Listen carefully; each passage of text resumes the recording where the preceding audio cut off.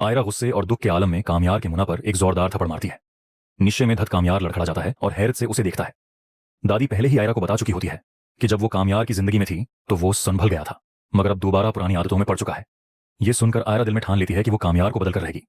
अगली सुबह आयरा कामयार को जबरदस्ती जल्दी जगाती है।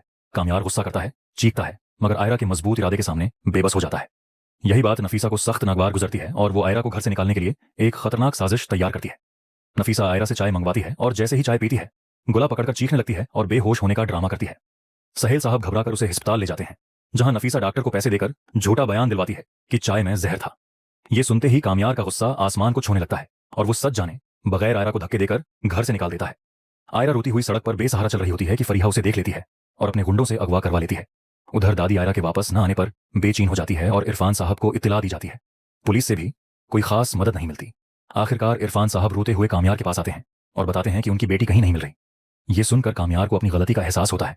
वो अपनी ताकत इस्तेमाल करके आयरा की लोकेशन मालूम कर लेता है और पुलिस के साथ छापा मारा जाता है। अंदर का मंजर दिल दहला देने वाला होता है। आयरा रस्सियों से बंधी होती है जबकि फरीहा और खावर वहां मौजूद होते हैं। पुलिस दोनों को गिरफ्तार कर लेती है। कामयार आयरा को आजाद करवाता है और मुआफी मांगता है, मगर आयरा का एतमाद टूट चुका होता है। वो उसे खुद से दौर कर देती है और अबू के साथ घर चली जाती है। कुछ दिन बाद आयरा तालीम मुकम्मल करने के लिए अमेरिका जाने का फैसला करती है और इरफान साहब उसकी हमायत करते हैं। कामयार भी खामोशी से उसके पीछे अमेरिका चला जाता है। अमेरिका में आयरा अपनी तालीम मुकम्मल करती है और कामयार बगैर किसी मुतालिबे के उसका साथ देता रहता है। वक्त के साथ आयरा का दिल नरम पड़ जाता है और वो उसे मुआफ कर देती है। कुछ उर्से बाद आयरा मां बनने वाली होती है। बेटे की पैदाइश के बाद दोनों पाकिस्तान वापस आते हैं। घर में खुशियों का समा होता है।